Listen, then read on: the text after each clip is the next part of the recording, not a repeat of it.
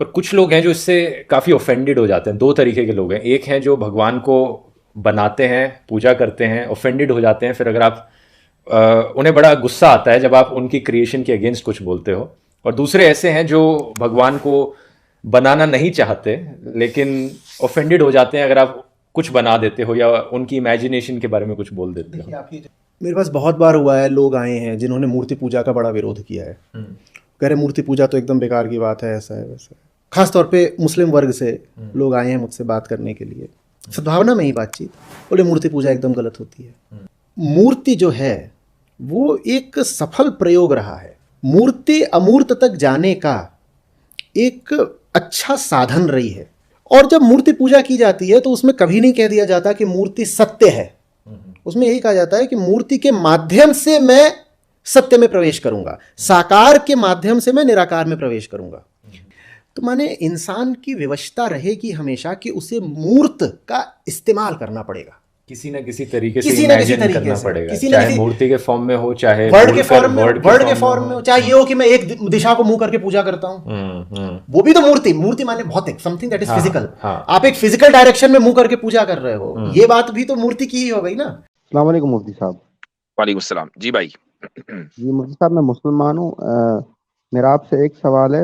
آپ نے ایک ہندو بھائی سے بات کی تھی کچھ عرصہ پہلے، تو انہوں نے کہا تھا کہ آپ کعبۃ اللہ کی پوجا کیوں کرتے ہیں، تو آپ نے کہا تھا کہ صرف ڈائریکشن ہمارا مقصد ہے، حالانکہ کعبۃ اللہ کی پوجا کرنا ہمارا مقصد نہیں ہے.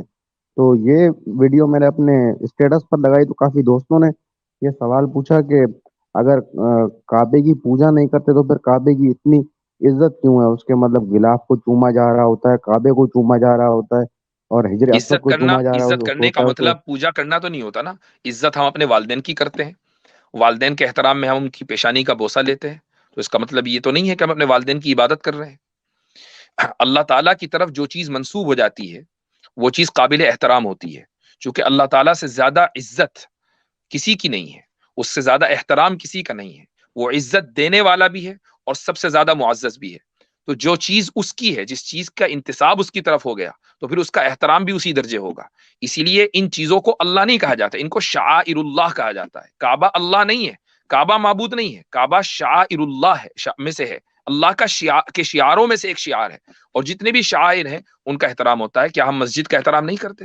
مسجد شاعر کے اوپر تو یہ اعتراض نہیں کرتے ہندو حضرات کہ آپ مسجد کی پوجا کیوں کر رہے ہو. ہم تو احترام مسجد کا بھی کرتے ہیں.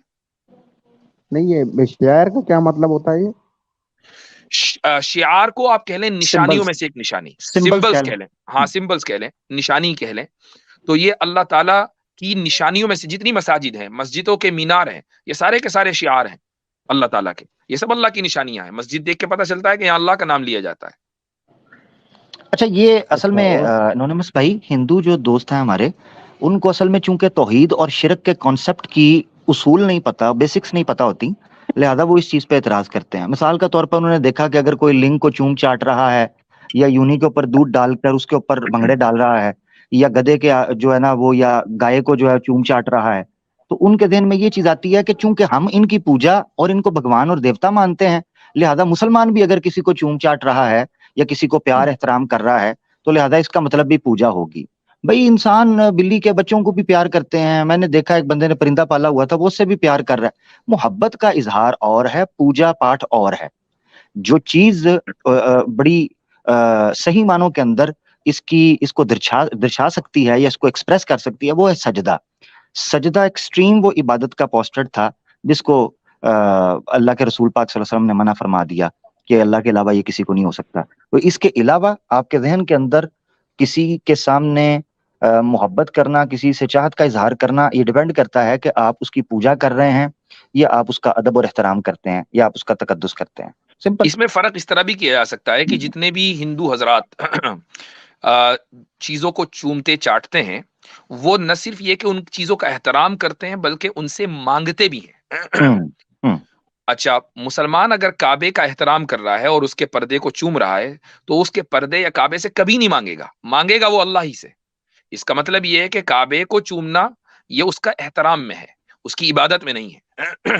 ثناء اللہ امرتسری صاحب نے نا اس کا ایک بڑا پیارا جواب تفسیر سنائی کے اندر بھی لکھا ہے کہ جہاں یہ اعتراض کیا جاتا ہے غیر مسلموں کی طرف سے پوجا، وہ کہتے ہیں مسلمانوں کی عبادت ہے نا نماز صلاۃ جسے کہتے ہیں، پوری کی پوری پڑھ جو فکس اس کی کتاب ملتی ہے، ٹھیک ہے نا، بکس تو پی ڈی ایف میں مل جائے گی، کسی ایک جگہ پر بھی نہ حجر اسود، نہ خانہ کعبہ کا پردہ، نہ خود خانہ کعبہ، ان کا نام ہی نہیں ہے، نمبر ایک۔ نمبر دو، کسی جگہ پر بھی نہ ان کو پکارا گیا ہے نہ ان سے مانگا گیا ہے، تو شرک کہاں سے ہوا؟